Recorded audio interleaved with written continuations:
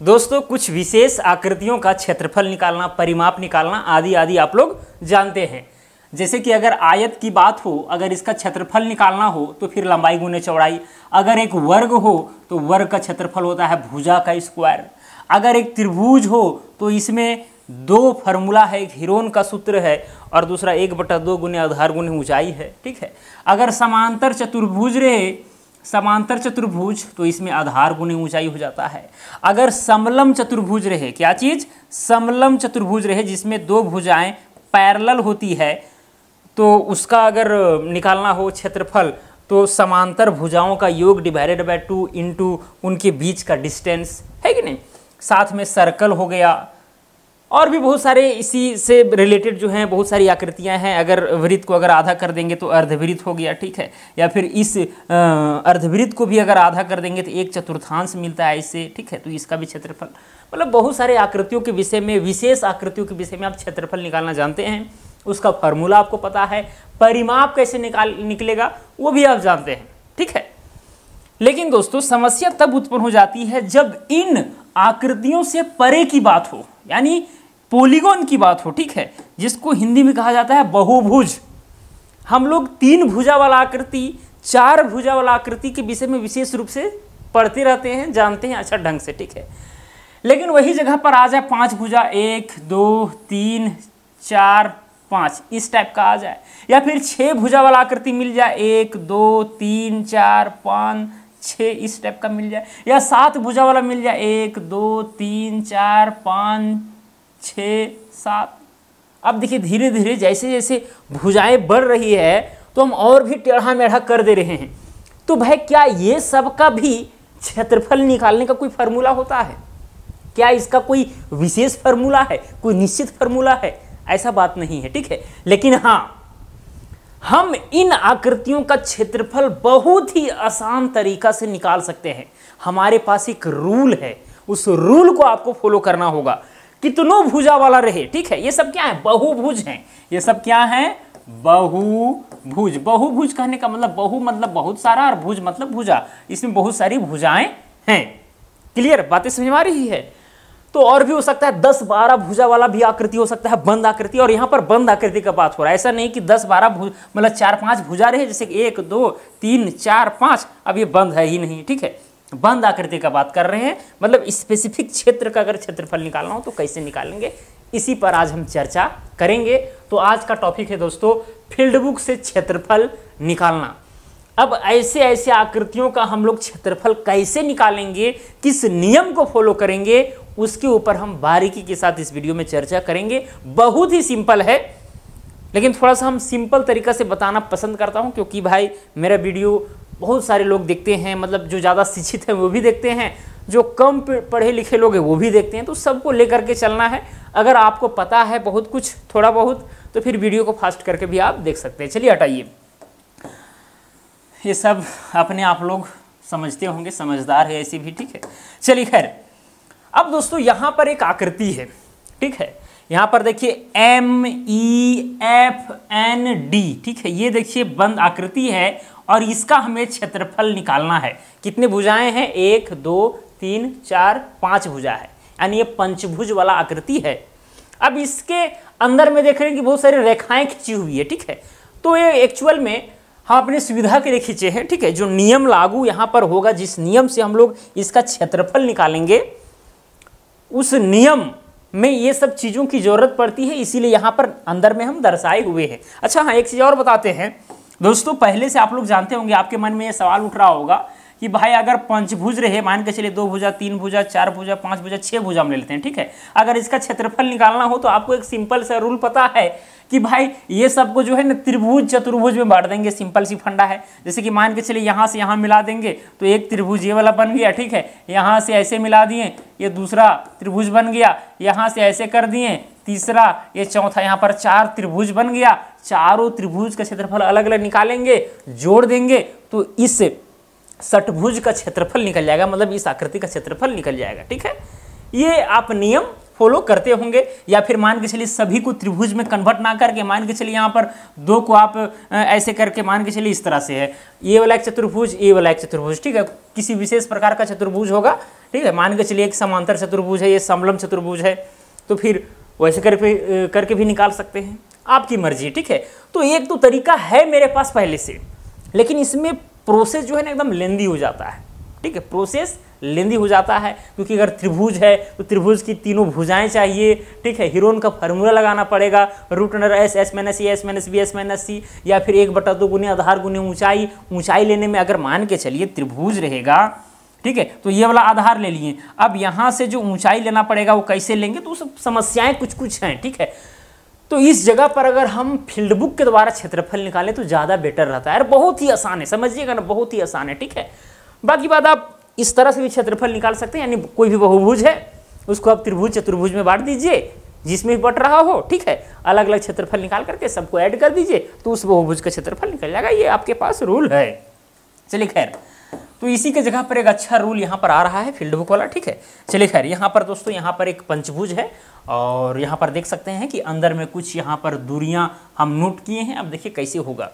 सबसे पहले दोस्तों यहाँ से देखिए, ये पॉइंट M से N तक एक हम लाइन खींचे। ठीक है, क्या कर दिए, एक लाइन खींच दिए, काल्पनिक लाइन। क्लियर। और जो मतलब जो दो बिंदुएं लंबी होंगी उसी में काल्पनिक लाइन खींचेगा तो ज़्यादा बेटर रहेगा। ठीक है, ऐसा नहीं कि मान के चलिए अगर इस बिंदु से इस बिंदु खींचेंगे तो भी क्षेत्रफल निकलेगा, ऐसा कोई बड़ी बात है नहीं। लेकिन जो बिंदुएं थोड़ा ज़्यादा दूर में मौजूद हो तो उन्हीं के समक्ष जो है आप काल्पनिक लाइन खींच सकते हैं, तो ज़्यादा अच्छा रहता है। बाकी बात किधरों खींचे इससे कोई फर्क नहीं पड़ता, क्षेत्रफल आएगा। लेकिन हाँ, अगर इस तरह से खींचने हैं तो ऑफसेट वगैरह लेने में, क्योंकि अगर जमीन नापी की बात हो तो भाई ऑफसेट भी ज़्यादा नहीं लिया जाता है। मान के चलिए कि जमीन का नापी हो रहा है, सर्वे हो रहा है, नक्शा तैयार करना है, तो ये वाला जो है ना ऑफसेट, इसको हम लोग बोलते हैं ऑफसेट। तो ऑफसेट ज़्यादा लंबा नहीं होना चाहिए, 2 जरीब से ज़्यादा लंबा नहीं होना चाहिए, तो उस कंडीशन में आप फंस सकते हैं। इसीलिए जो दूर दूर में बिंदु में मौजूद है उन्हीं को मिलाते हुए काल्पनिक लाइन आप सपोज कीजिए। ठीक है, तो ये दोस्तों यहाँ पर एक काल्पनिक लाइन है। अगर सर्वे होगा तो उस समय इसी को हम लोग जरीबी लाइन कहते हैं। ठीक है, और इस तरह से इधर दायां बायां जो आप ये भुजा सब देख रहे हैं, इसको ऑफसेट कहते हैं। तो बहुत सारे हो सकते हैं। यहाँ पर एक और आकृति लेकर आए, इसका भी क्षेत्रफल निकालेंगे। ठीक है, पहले इस पर चर्चा कर लेते हैं। ठीक है, तो दोस्तों यहाँ पर देखिए, जैसे ही आगे गए तो यहाँ पर एक कॉर्नर मिला, और इस कॉर्नर से इस लाइन पर जो है 90 डिग्री का एंगल जहाँ पर बनेगा। ठीक है, 90 डिग्री का एंगल जिस बिंदु पर बना, तो उस बिंदु और इस बिंदु के बीच का डिस्टेंस जो भी आएगा उसको लिख देना है। इसी को हम लोग बोलते हैं ऑफसेट। तो ये वाला कितना है, 55 फीट है। ठीक है, देखिए जो अमीन का कोर्स कर रहे हैं अभी भाई, ये फील्ड बुक जो है ना अभी क्षेत्रफल निकालना केवल बता रहे हैं। ठीक है, बाकी बात फील्ड बुक का बहुत बड़ा योगदान है। फील्ड बुक से नक्शा तैयार किया जाता है, नक्शा जो हम लोग नापी जोखी करते हैं ना गुनिया प्रकार की मदद से, डायगोनल स्केल की मदद से, भाई वो सब इसी के माध्यम से जो है फील्ड बुक उठाया जाता है, फील्ड बुक डायरी में लिखा जाता है, लेबोरेटरी में जाकर के नक्शा तैयार किया जाता है। ठीक है, बहुत इंपॉर्टेंट चीज़ है। लेकिन खाली अभी समझिए कि भाई क्षेत्रफल कैसे निकाला जाता है, बस यह तैयार कैसे किया जाएगा। नक्शा में अगर कोई प्लॉट है टेढ़ा मेढ़ा तो उसका हम क्षेत्रफल कैसे निकालेंगे, फील्ड बुक तैयार करेंगे, वो सब बाद में पढ़ेंगे, उसके लिए चिंता आपको नहीं करना है। साथ में अब यहाँ पर आपको थोड़ा सिंपल दिख रहा होगा, अगर टेढ़ा मेढ़ा रहे ज़्यादा तो उस जगह पर क्या ये वाला रूल हम लोग अपना सकते हैं, बिल्कुल अपना सकते हैं। ठीक है, बहुत ही मज़ेदार रूल है। ठीक है, समझ जाएंगे ना तो आप अप्लाई कर सकते हैं, नहीं समझेंगे तो फिर कुछ भी अप्लाई करना मुश्किल है। चलिए, तो यहाँ पर 90 डिग्री का एंगल बना, तो जो डिस्टेंस यहाँ पर 55 फीट है। ठीक है, ऊपर में डैश यानी फीट है तो 55 फीट लिखें। ठीक है, और इस M से लेकर के दोस्तों A के बीच का डिस्टेंस है 60 फीट। ठीक है, यहाँ से लेकर के 60 फीट है। फिर यहाँ से यहाँ गए तो 130 फीट आया, तो 130 फीट यहाँ से यहाँ नहीं है, ये यहाँ से M से लेकर के इस बिंदु तक, यहाँ पर सपोज कि यहाँ पर B है, सॉरी यहाँ पर मिट गया लगता है, यहाँ पर ये पॉइंट B है, तो M से लेकर के B तक का डिस्टेंस कितना है, 130 फीट है। और इसके दाहिना साइड में एक कॉर्नर है, तो यहाँ पर लंबवत हम इस बिंदु में गए तो इसके बीच का जो डिस्टेंस है बिंदु B और D का वो है 80 फीट। फिर हम आगे गए यहाँ से 160 फीट, तो इधर लेफ्ट साइड में कॉर्नर मिला, तो ये 75 फीट का ऑफसेट था, और सीधे हम लोग 220 फीट में चले गए। तो यहाँ पर दोस्तों कुल मिला करके जो है कितने आकृति बन रहे हैं, ये वाला मान लीजिए फर्स्ट। ठीक है, इसको आप मान लीजिए फर्स्ट, ये है सेकेंड, ये है थर्ड, ये है फोर्थ, ये है 5, ये 5 आकृतियाँ यहाँ पर बन रही है। तो पांचों आकृति का हम लोग अलग अलग क्षेत्रफल निकालेंगे। तो आप कहिएगा बात तो वही हो गया सर जो हम लोग पहले टेढ़ा मेढ़ा जो प्लॉट रहता था उसको देते थे त्रिभुज में बांट, चतुर्भुज में बांट, ठीक है। उसके बाद क्षेत्रफल निकालते थे, ऐड करते थे। वही काम तो आप भी कर रहे हैं। देखिए कर तो रहे हैं, लेकिन यहाँ पर मजे की बात यह है कि आपको केवल 2 ही आकृति मिलेंगे विशेष रूप से बोल रहे हैं, ठीक है। 2 ही आकृति मिलेंगे, वो कौन कौन? एक त्रिभुज और एक समलम चतुर्भुज। समलम चतुर्भुज किसको कहते हैं? जिसमें 2 भुजाएं जो है समांतर होती है। जैसे ये वाला भुजा और ये वाला भुजा मान के चलिए समांतर है, ठीक है। और ये वाला भुजा और ये वाला भुजा समांतर होने की जरूरत नहीं है, तो इसको हम लोग समलम चतुर्भुज कहते हैं, ठीक है। और अगर इसका क्षेत्रफल निकालने की बात हो तो कैसे निकलता है पता है? क्या होता है? पहला नंबर समलम चतुर्भुज का क्षेत्रफल बराबर होता है समांतर भुजाओं का योग,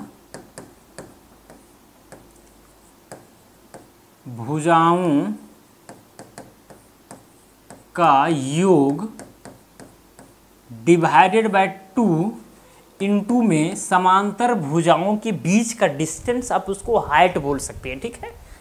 या फिर यहाँ पर डी लिख दे रहे हैं, डी से डिस्टेंस सिंपली, ठीक है। क्योंकि हाइट का तात्पर्य कई लोग जो है दूसरा चीज समझ जाते हैं, कुछ भी वो फर्क नहीं पड़ेगा। और एक दोस्तों यहाँ पर त्रिभुज है, और यहाँ पर हीरोन का फॉर्मूला अप्लाई करने की जरूरत नहीं, क्योंकि यहाँ पर आधार और ऊंचाई पता है। तो फिर सिंपल वाला जो फॉर्मूला है क्या है? त्रिभुज का क्षेत्रफल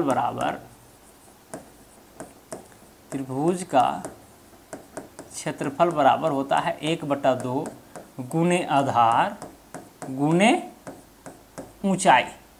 तो बस यही दोनों फार्मूला का प्रयोग करते हुए आप फील्ड बुक के मदद से क्षेत्रफल निकाल सकते हैं इस पूरे आकृति का, ठीक है।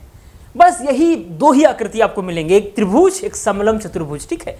कभी कभी आयत बन जाएगा तो आयत को भी आप समलम चतुर्भुज मान करके काम कर सकते हैं। नहीं सेमाया, जैसे कि कहने का मेरा मतलब ये हुआ, अगर मान के चलिए कोई आयत है, ठीक है, कोई यहाँ पर आयत है इस तरह करके 100 फीट लंबा है और 50 फीट चौड़ा है। अब हम लोग जानते हैं आयत का क्षेत्रफल बराबर होता है लंबाई गुने चौड़ाई, L गुने B। तो यहाँ L है 100 और यहाँ पर चौड़ाई है 50, तो हो गया यहाँ पर 5000, ठीक है। 5000 फीट का स्क्वायर क्षेत्रफल इतना आया। अगर इसको हम समलम चतुर्भुज भी मान लेंगे तो कोई फर्क पड़ने वाला नहीं, क्योंकि हम लोग जानते हैं कि समलम चतुर्भुज का क्षेत्रफल होता है समांतर भुजाओं का योग। तो मान के चलिए समांतर भुजा ये वाला और ये वाला है, ठीक है। अगर ये वाला 100 फीट है तो ये वाला भी 100 फीट रहता है। आयत हम लोग किसको कहते हैं? आमने सामने की भुजा बराबर होती है, साथ में सभी एंगल 90 डिग्री के होते हैं, यही हम लोग जानते हैं। तो यहाँ पर ये वाला समांतर भुजा और मान लेते हैं कि ये वाला समांतर नहीं है, ठीक है। तो समांतर भुजाओं का योग हो जाएगा, यानी कि 100 प्लस में 100 डिवाइडेड बाय 2 इंटू में उनके बीच का डिस्टेंस। तो ये वाला भुजा और ये वाला भुजा के बीच का डिस्टेंस कितना है? 50 फीट है। अरे भाई यहाँ 90 डिग्री का एंगल बनाते हुए जो जा रहा है वही ना हाइट हुआ, तो 50 फीट यहाँ 50 हो जाएगा। अब यहाँ पर देखिए 100 और 100 हो गया 200, 200 को 2 से डिवाइड करेंगे तो 100 ही आएगा। तो कुल मिलाकर के 100 गुने 50, कुल मिलाकर के यहाँ पर 5000 ही आ रहा है, ठीक है। तो कोई दिक्कत नहीं है, कुल मिलाकर के समलम चतुर्भुज भी आप इसको कह सकते हैं। लेकिन विशेष रूप से समलम चतुर्भुज हम लोग उसको नाम दिए हैं जिसमें 2 भुजाएं पैरेलल हो और 2 भुजाएं पैरेलल ना हो, यानी समांतर ना हो, ठीक है। लेकिन कुल मिलाकर के आयत जो है समलम चतुर्भुज का ही आप भतीजा बेटा कह सकते हैं, ठीक है। चलिए खैर हटाइए, यही चीज़ हम आपको समझाने का प्रयास कर रहे थे।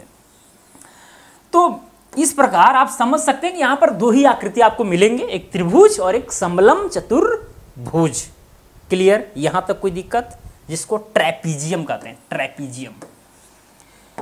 अब यहाँ पर दोस्तों इसको जो है थोड़ा सा हम साइड कर देते हैं। ये फार्मूला जो है आपको तो याद है ही, इसको एकदम छोटा करके इधर कॉर्नर में दुबका देते हैं, ठीक है।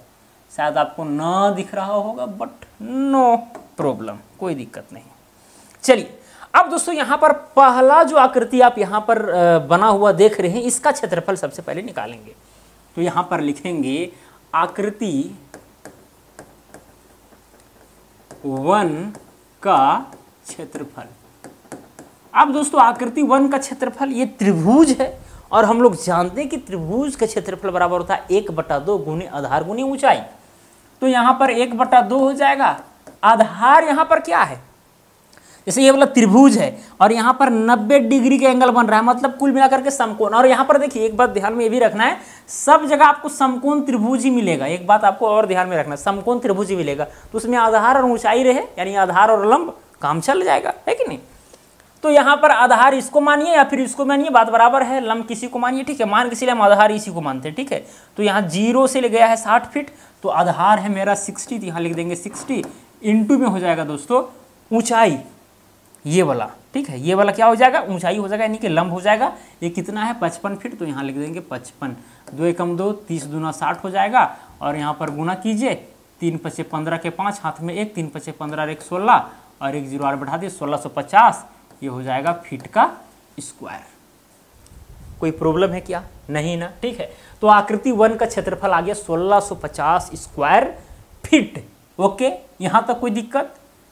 चलिए अब यहां पर दूसरा आकृति भी दोस्तों यहां पर त्रिभुजाकार है। तो आकृति दूसरा का, चलिए पूरा लिख ही देते हैं, अच्छा लगेगा देखने में, ठीक है। आकृति 2 का क्षेत्रफल बराबर हो जाएगा 1/2 गुने आधार। अब देखिए इस त्रिभुज के लिए आधार यहाँ m से लेकर के b तक होगा, तो MB का डिस्टेंस कितना 130 फीट है, कितना है 130 फीट है, गुना हाइट ये वाला, ठीक है। BD कितना है 80 है, तो यहाँ पर 80 लिख देंगे, काटिए 2 एकम 2 और यहाँ 40 दूनी 80, 13 चौके हो जाएगा यहाँ पर 52 और ये हो जाएगा 00 यानी 5200 स्क्वायर फीट। क्लियर। चलिए आकृति 3 का क्षेत्रफल बराबर, अब ये जो आकृति 3 देख रहे हैं दोस्तों, ये समलंब चतुर्भुजाकार है, ट्रेपीजियम आकार का है, जिसमें समांतर भुजाएं ये वाला और ये वाला है। अब ये समांतर भुजाएं ये वाला और यही वाला क्यों है भाई, समस्या है। देखिए ये वाला लाइन है, एक ही लाइन है और इस लाइन में यहाँ पर 90 डिग्री एंगल बनाते हुए ये रेखा जा रही है, ये भुजा जा रहा है, साथ में यहाँ पर भी 90 डिग्री एंगल बनाते हुए यहाँ पर एक रेखा ऐसे जा रही है, ठीक है। तो ये भी 90 डिग्री एंगल पर, ये भी 90 डिग्री एंगल पर, ठीक है। तो इसीलिए दोनों क्या हो जाएंगी, पैरेलल हो जाएंगी। ये चीज आप समझ रहे होंगे, ठीक है। जैसे मान के चलिए कि फर्श पर आप खड़े हैं, ठीक है, तो फर्श के साथ 90 डिग्री एंगल बना रहे हैं, क्योंकि भाई खड़े हैं तो सीधा खड़े रहेंगे आप, ठीक है। तो फर्श के साथ 90 डिग्री का एंगल बनेगा। एक आपका मित्र है, वो भी खड़ा है फर्श पर ही, ठीक है, और वो भी फर्श के साथ 90 डिग्री एंगल बनाएगा, ये स्वाभाविक है। तो दोनों अगर 90 डिग्री का एंगल बना रहे हैं तो दोनों पैरेलल हैं। पैरेलल कहने का मतलब कि आपको एकदम खींच करके पूरा उसी टाइप का लंबा कर दिया जाए और उसको भी लंबा करते जाए तो कहीं पर वो टच नहीं करेंगे, उसी को पैरेलल कहते हैं, ठीक है। अगर यहाँ पर देखें मैथमेटिक्स के भाषा में, तो दो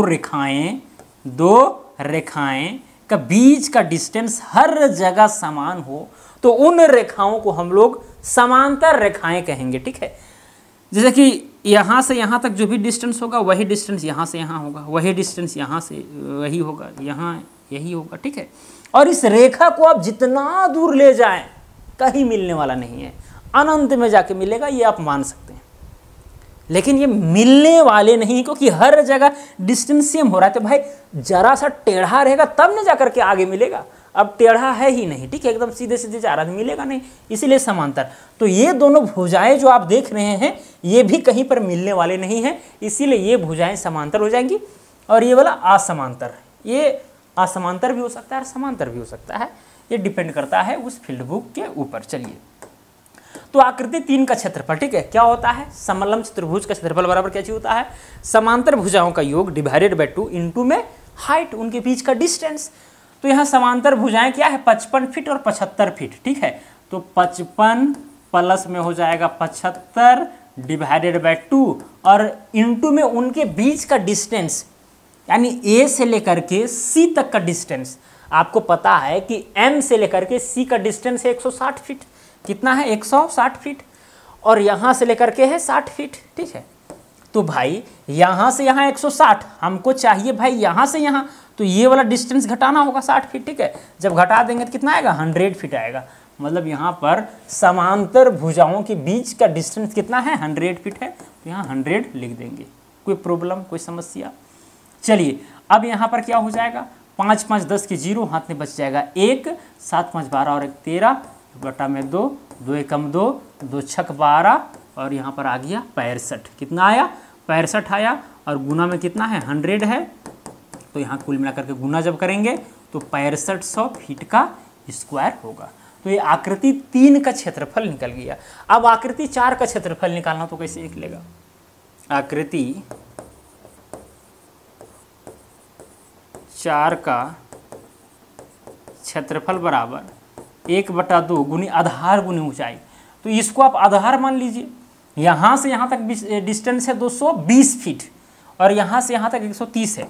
तो 220 में 130 घटा देंगे 0.9, ठीक है, यानी 90 फीट बच रहा है। ठीक है, तो यहाँ पर 90 हो जाएगा, गुने में ये वाला ऊंचाई हो जाएगा 80 फीट।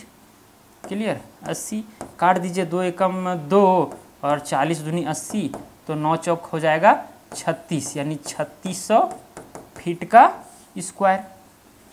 अब आकृति 5 का क्षेत्रफल।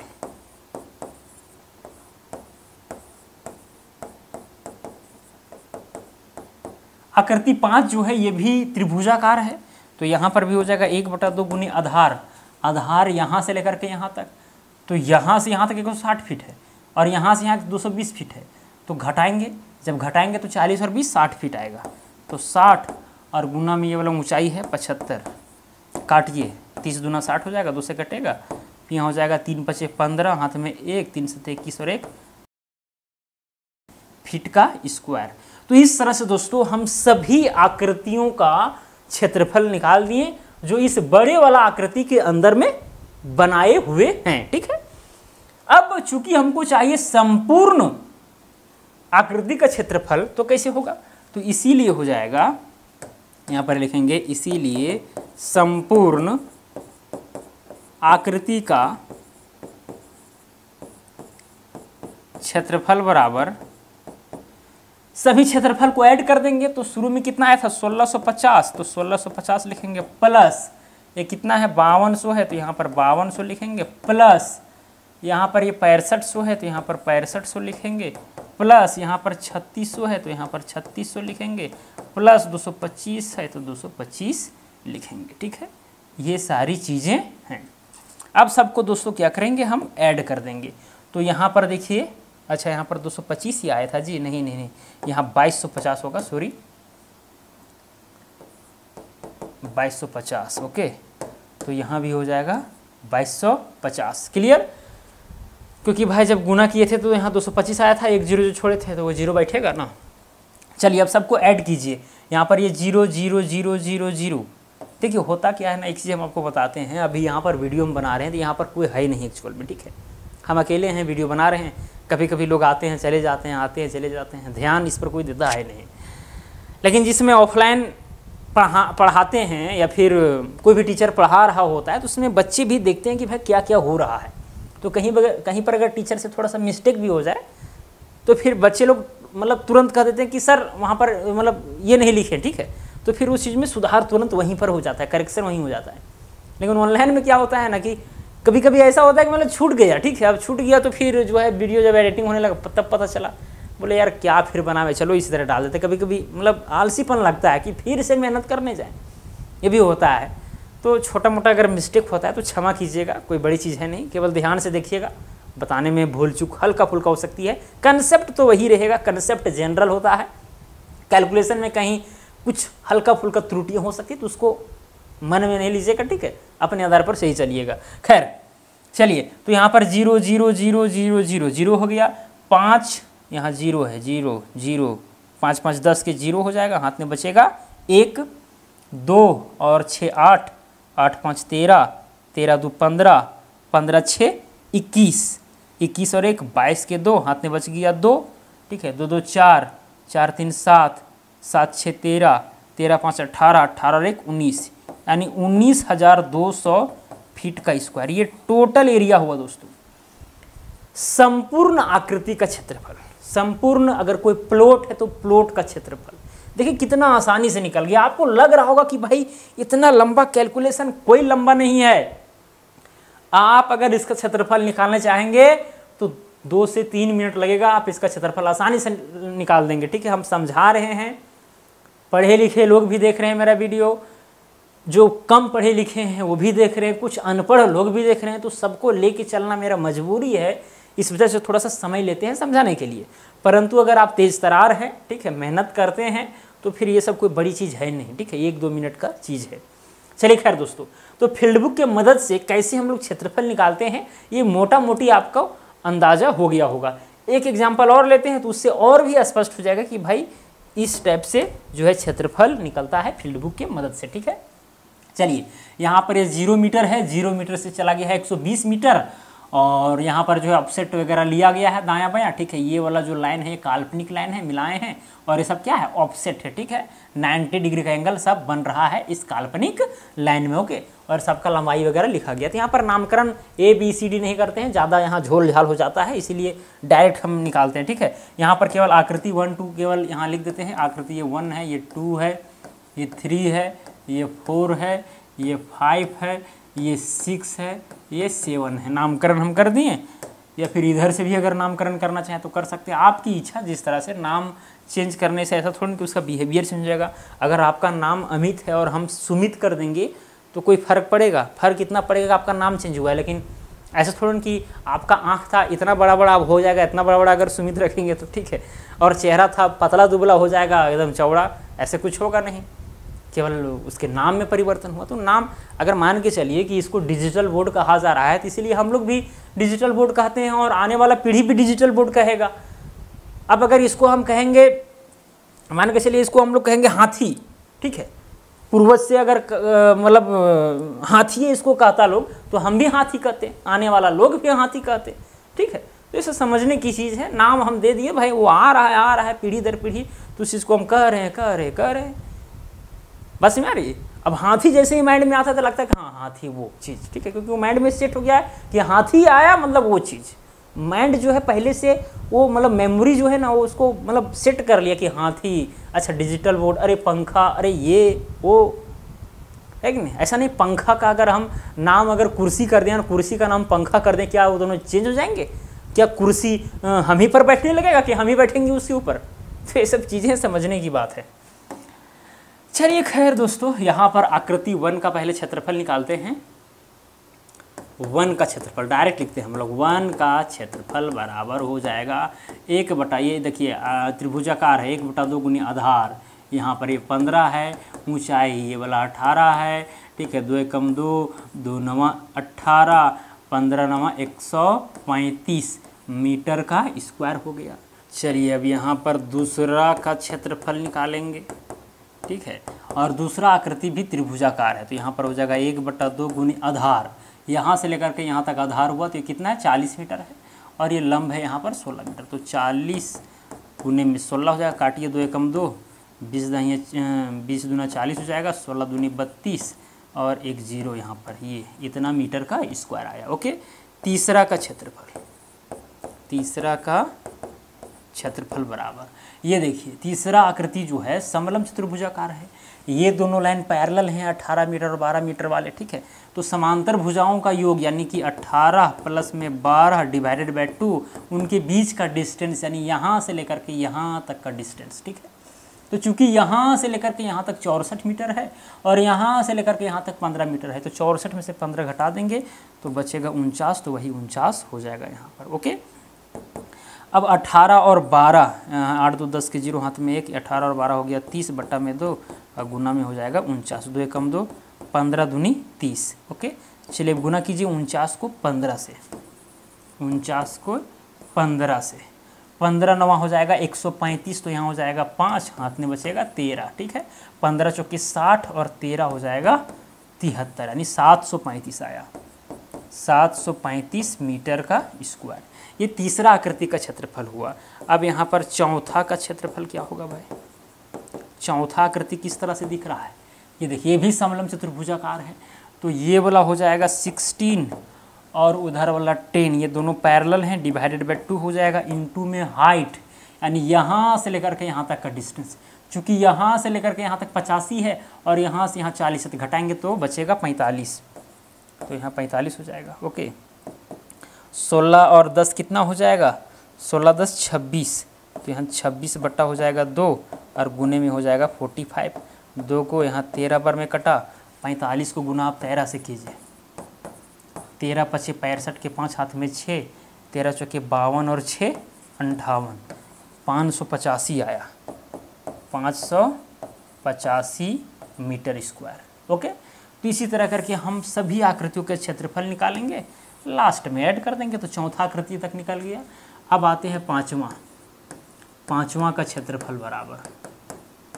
5वां नंबर में क्या है भाई, आप यहाँ पर ये देख सकते हैं, ये वाला और ये वाला समांतर भुजाएं हैं, यानी कि 12 + 15 डिवाइडेड बाई 2 इंटू में इनके बीच का डिस्टेंस। तो चूँकि यहाँ से यहाँ तक 105 है और यहाँ से लेकर के यहाँ तक 64 है, तो 105 में से 64 घटाएंगे तो 1 और यहाँ पर 4 कितना आया, 41 आया। तो वही 41 जो है यहाँ पर लिखेंगे। ओके, चलिए अब यहाँ पर जो है हम लोग आगे बढ़ जाते हैं। 12 और 15 हो जाएगा यहाँ पर 27, ठीक है, 12 दूनी 24 और 3 27, यहाँ 2 हो जाएगा और उसके बाद में गुना में यहाँ पर 41 हो जाएगा। ओके, अब यहाँ 27 को गुना 41 से कीजिए, 41 और यहाँ पर 27 है, 7 एकम 7, 7 चौके 28 हो जाएगा, 2 एकम 2 और 2 चौके 8 हो जाएगा। ठीक है, 7, 8 2 10 के 0 हाथ में 1, 8 2 10 1 11, 1107 बटा 2, 1107 बटा में 2, काटिए, 2 एकम 2, 2 पचे 10, यहाँ 1 और 0 मिलकर के 10 हो गया, 2 पचे 10, फिर यहाँ पर ये 3 तो 2 तिया हो जाएगा, यहाँ पर 6 और यहाँ 7 था तो 1 बचा, 10 में बैठाएंगे तो 10 हो जाएगा, 2 पचे 10, यानी आ गया 553, आ गया कितना, 553.5 मीटर का स्क्वायर। ओके, ये 5वां आकृति का क्षेत्रफल हुआ। छठा का अब निकालेंगे, छठा का क्षेत्रफल बराबर, छठा देखिए त्रिभुजाकार है तो 1/2 गुने आधार, आधार यहाँ से यहाँ तक, चूँकि यहाँ पर 120 है, 120 में से 85 घटाएंगे तो 15 और 20 हो जाएगा 35 और इंटू में ये वाला हाइट कितना है, 10 है। ठीक है, 2 एकम 2 और यहाँ पर हो जाएगा, इसको काटिए तो 17.5 आएगा। ठीक है, जब गुना कीजिएगा तो यहाँ पर 175 आएगा, 175 मीटर का स्क्वायर। ओके, यहाँ पर काटिए दशमलव में 10 से गुना कर दिए, 175 हो गया। ओके, 7वां का क्षेत्रफल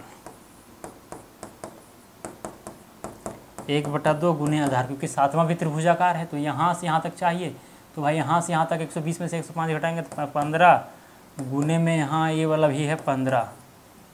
ओके, तो यहाँ पर 15 का गुना 15 से करेंगे तो हो जाएगा 225, 225 बटा में 2 बराबर में 2 एकम 2, 2 एकम 2, 2 दूना 4, दशमलव बैठाएंगे, यहाँ 1 बचा हुआ था 10 हो जाएगा, 2 पचे 10, यानी 112.5 मीटर का स्क्वायर आया। अब दोस्तों इस तरह से हम संपूर्ण यहाँ पर नहीं सभी आकृतियों का क्षेत्रफल निकाल लिए जो इस पूरे संपूर्ण आकृति के अंदर में मौजूद थे, जो हम बनाए हुए थे। ठीक है, अब यहाँ पर इसीलिए क्या हो जाएगा, संपूर्ण आकृति का क्षेत्रफल बराबर क्या हो जाएगा, यहाँ पर 135 मीटर स्क्वायर, तो 135 अभी जो है हम डायरेक्ट लिख दे रहे हैं, बाद में मीटर स्क्वायर लगा देंगे। 135 प्लस में कितना है 320, प्लस में कितना है 735, प्लस में यहाँ पर 585, प्लस में यहाँ पर कितना है 553.5, प्लस में 112.5, सब जोड़ेंगे मीटर स्क्वायर में लास्ट में लिख देंगे। ठीक है, तो 5 और 5 ये 10, 10 का 0, ठीक है, यहाँ दशमलव बैठ जाएगा। ठीक है, अब देखिए यहाँ पर 2 और 3 5 और एक हाथ में जो बचा हुआ था 6 हो गया, 6 5 11, 5 16, 16 5 21, 21 का एक हाथ में बच गया 2। ठीक है, 2 और 1 3 हो जाएगा, 3 और 5 8, 8 और 8 16, 16 3 19, 19 और 2 21, 21 और 3 24, 24 का 4 हाथ में बच गया 2, तो 2 और 1 3 हो जाएगा, 3 5 8, 8 5 13, 13 7 20, 20 3 23, 23 और 1 24, यानी 2441 मीटर स्क्वायर। ये हुआ ओवरऑल एरिया इस संपूर्ण आकृति का। ठीक है, थोड़ा सा हम यहाँ पर कैलकुलेट करके मोबाइल फ़ोन से देख लेते हैं, लेकिन कहाँ पर चला गया भाई, इसको एक बार देख ले रहे हैं। ठीक है, 135 plus 320 plus 735 plus 585 plus 553.5 plus 112.5 2441। चलिए राइट। तो इस तरह से दोस्तों इस संपूर्ण आकृति का क्षेत्रफल यहाँ पर निकल गया। ओके, तो मुझे उम्मीद है कि आप किसी भी इसी प्रकार के प्लॉट का क्षेत्रफल निकाल पाएंगे, आकृति का क्षेत्रफल निकाल पाएंगे, वो भी फील्ड बुक के मदद से। जैसे फॉर एग्जांपल अगर हम कहें तो मान के चलिए कुछ इस प्रकार का आकृति आपको मिल जाता है।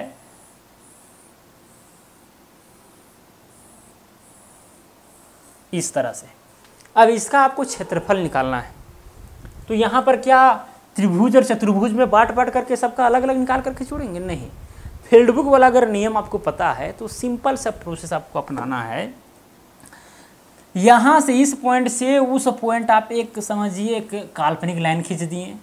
और करना क्या है, मान के चलिए अगर ज़मीन पर आप ज़मीन को माप रहे हैं और इस तरह से प्लॉट है, तो यहाँ से इस पॉइंट से एक ऑफसेट लीजिए। यहाँ पर इसका लंबाई कितना होता है, यहाँ से ऑफसेट लीजिए कि भाई यहाँ पर इसका लंबाई कितना है। अब एक कॉर्नर यहाँ पर भी मिल रहा है, यहाँ भी ऑफसेट आएगा। एक कॉर्नर यहाँ पर भी मिल रहा है, यहाँ पर भी ऑफसेट जाएगा। एक कॉर्नर यहाँ भी मिल रहा है, यहाँ ऑफसेट जाएगा। एक कॉर्नर यहाँ भी है तो यहाँ ऑफसेट जाएगा। ठीक है, तो सारे ऑफसेट का जो है लंबाई पता होना चाहिए। बाकी बाद ये वाला ऑफसेट किस बिंदु पर आ रहा है तो यहाँ से यहाँ तक का डिस्टेंस पता होना चाहिए। ये वाला ऑफसेट किस बिंदु पर आ रहा है, यहाँ से यहाँ तक डिस्टेंस पता होना चाहिए। ये वाला डिस्टेंस यहाँ कितना है वो पता होना चाहिए। ठीक है, तो इस तरह से सारा डिस्टेंस अगर आपको पता हो तो क्षेत्रफल एकदम आसानी से निकाला जाता है। और ये जो क्षेत्रफल है एकदम एग्जैक्ट होगा, ज़्यादा फर्क नहीं होगा। बहुत ही आप एक्यूरेट की तरफ पहुंच जाते हैं अगर इस माध्यम से निकालते हैं तो।